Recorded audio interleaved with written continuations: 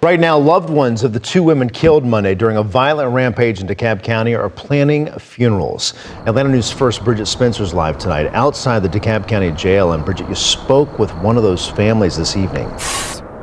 Father God in heaven, we thank you for this day. In a time of unimaginable grief, a neighborhood is wrapping their arms around the family of 40-year-old Lauren Bullis.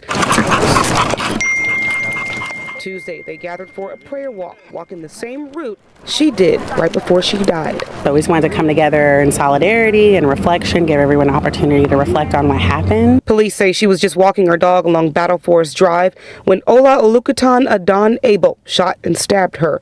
They say earlier that day he shot and killed another woman and put another man in critical condition. We spoke with one of the suspect's roommates who was surprised. But to find out it was, this guy, I'm like, oh, you got to be kidding me. Like, my stomach dropped.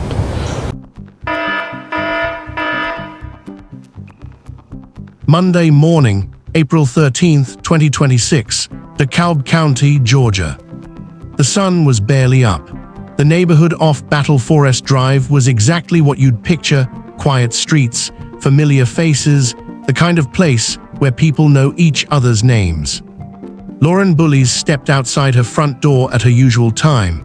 Just before 7 a.m., she had her dog with her. This was her routine, something she did every single morning. She had no reason to think anything was wrong. But somewhere out there, just out of sight, a man was watching. Within minutes, Lauren's neighborhood, her home, became a crime scene. She was shot, she was stabbed, and she was left to die in her own driveway. Lauren never made it back inside. But here's what made this case even more chilling. Lauren wasn't the only victim that morning. This wasn't a single act of rage. This was a calculated, mobile spree of violence that had already claimed one life before Lauren even opened her front door. 2 women killed, 1 man critically injured, all within a span of 6 hours, all in separate locations across the county. And the man responsible, he was already moving again before anyone even knew what was happening. This is the story of Lauren Bullis, a wife, a stepmom, a federal employee, a runner, a woman who was, by every account, one of the most genuinely kind people you could ever meet. And this is the story of how, on an ordinary Monday morning, pure evil found her. Lauren Bullis was 40 years old. And if you asked anyone who knew her, really knew her, they would tell you the same thing. Lauren was born in Louisiana, graduated from Louisiana State University, and eventually made her way to Georgia. She built a life there, a real one. She was a wife. She and her husband Jimmy had worked hard together, building careers, raising his daughter into a young woman, turning a house into a home. She was a stepmom, one who clearly loved the role. Professionally, Lauren had dedicated herself to public service. She worked for the U.S. Department of Homeland Security's Office of Inspector General, first as an auditor, then as a team leader in the Office of Innovation. She wasn't just good at her job. She was the kind of colleague who made her entire team better. DHS described her as someone who brought, and this is a direct quote, warmth, kindness, and a genuine sense of care to everyone around her. Outside of work, Lauren ran, literally. She was an avid runner who shared her races online and inspired others to lace up and hit the road. Just weeks before her death, she had crossed the finish line at the 2026 Publix Atlanta Marathon. Her running club posted the photo. She's grinning. She loved to travel. She loved to read. She was adventurous, well-traveled, and full of life. A neighbor on Battle Forest Drive said she saw Lauren almost every morning walking her dog. Would see her every morning walking her dog, running with her dog. I was like, wow, this is great that she gets up and does that. Lauren Bullis was exactly the kind of person the world needs more of. Which is what makes what happened next so devastating. To understand what happened to Lauren, you need to understand the full timeline, because this didn't start on Battle Forest Drive. It started hours earlier and miles away. 12:50 a.m., Monday, April 13th, 2026. DeKalb County officers respond to a Checkers restaurant on Wesley Chapel Road. They find a 31-year-old woman named Priyana Weathers shot multiple times outside the restaurant. She is rushed to the hospital. She doesn't make it. The night has barely begun. 1:50 a.m., Brookhaven. A man is sleeping outside a Kroger grocery store in the Cherokee Plaza shopping center on Peachtree Road. He's 49 years old. He's unhoused. He's completely defenseless. He is shot multiple times while he sleeps. Brookhaven Police Chief Brandon Gurley would later say, "It is apparent to us that this was a completely random attack on a member of our unhoused community." The man survives, but barely. He remains in critical condition. Now it's nearly 7 a.m. more than 10 miles away from where Priyana Weathers was killed. More than 10 miles from where that man was shot in his sleep. Lauren Bullis heads outside with her dog. She does this every morning. A car passes her on the street. According to the arrest warrant, the driver, a 26-year-old man named Oluolukan Adon Abel, sees her. He keeps driving. Then he turns around. He parks, he gets out, he walks toward her. A neighbor named Tiffany Williams was inside her home when she heard it, 6 or 7 gunshots in rapid succession. She ran outside. What she saw was unthinkable. "I saw the lady across the street with a man standing over her," Williams told reporters. "He didn't care at all." Lauren was on the ground at the end of her driveway. The man was still there, standing over her. Williams screamed. She told her family to call 911. The man looked up, then calmly walked up the street, tied his shoe, and ran. When officers arrived, they found Lauren Bullis with gunshot wounds and stab wounds.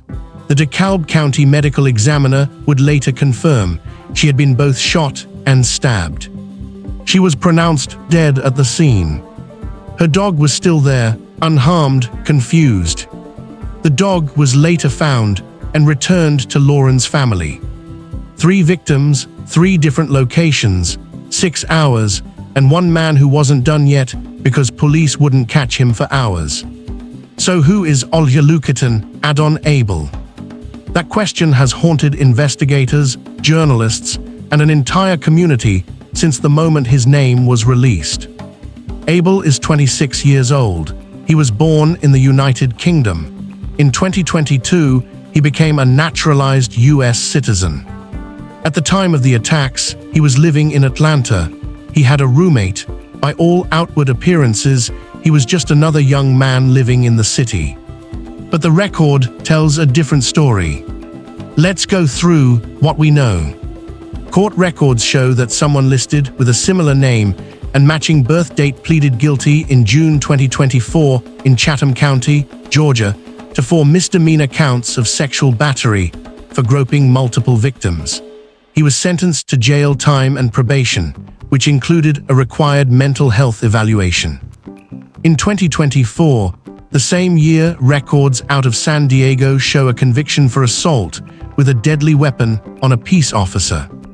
So we have sexual battery convictions, assault on a peace officer, required mental health evaluation. And he was still free. Here's something that adds another dimension to this case. Military records show that Abel enlisted in the U.S. Navy in 2020.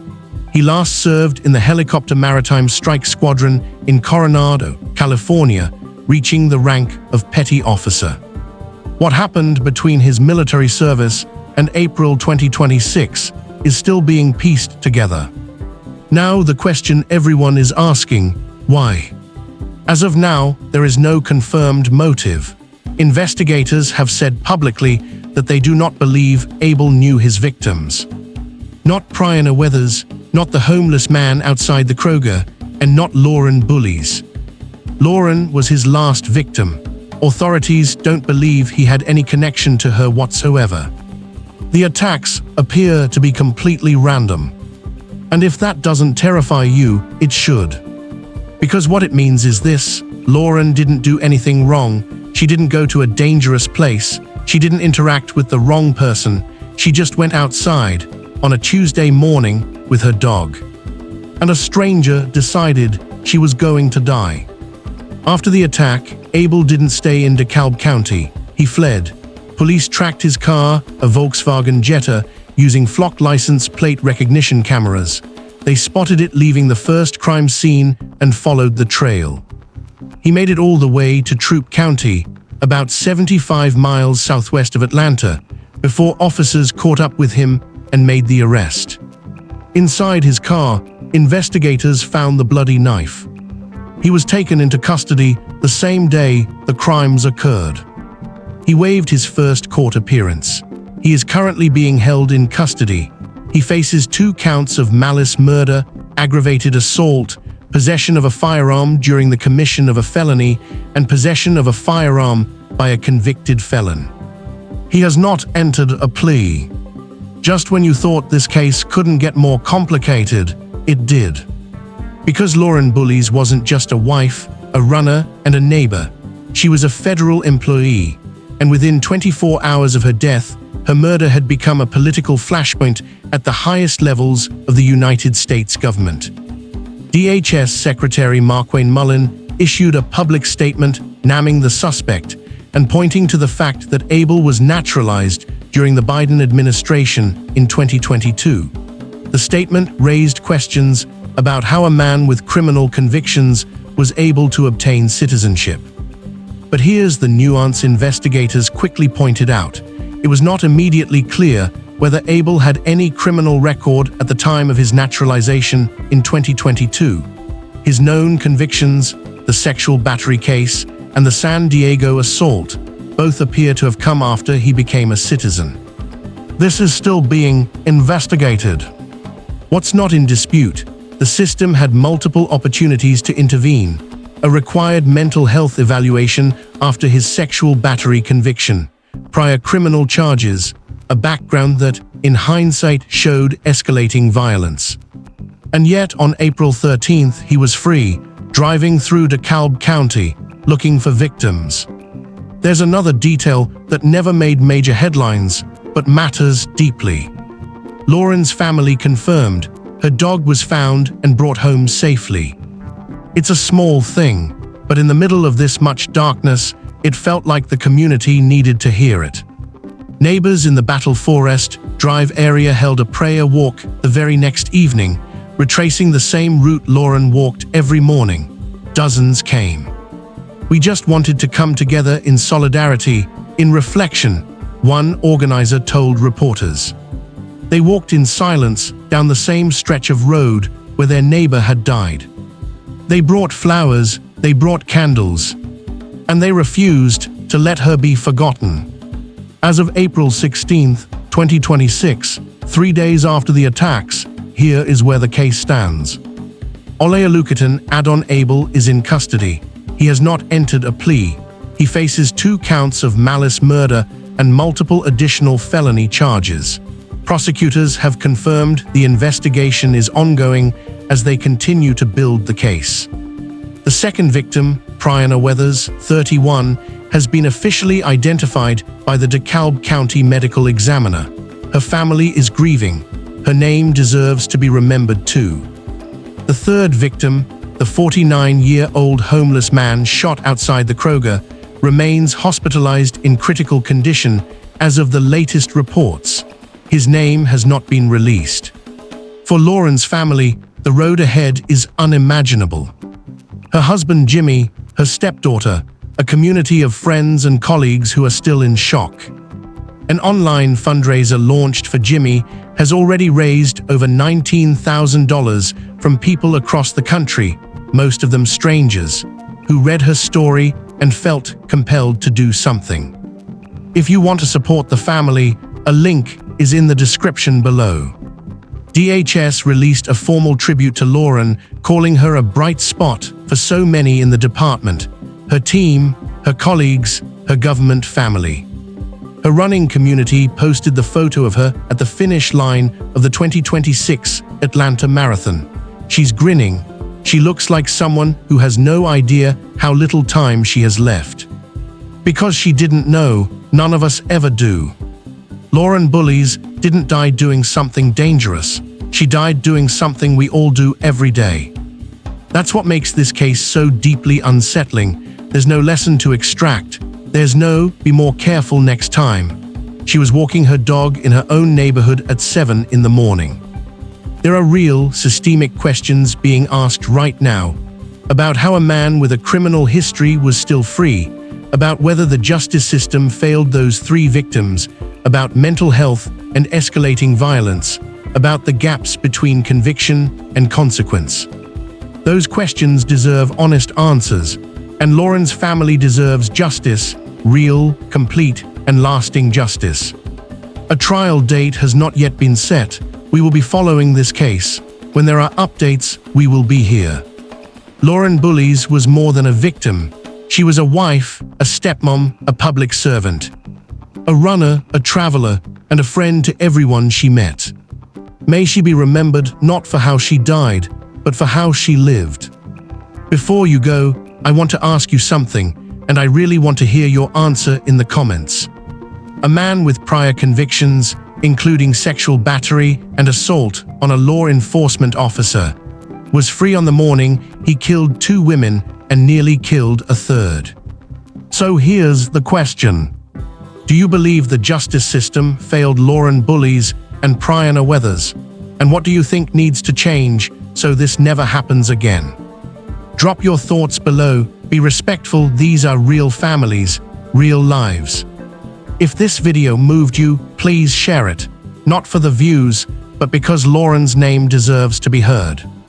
Subscribe if you're new, hit the bell. I'll see you in the next one. Stay safe out there.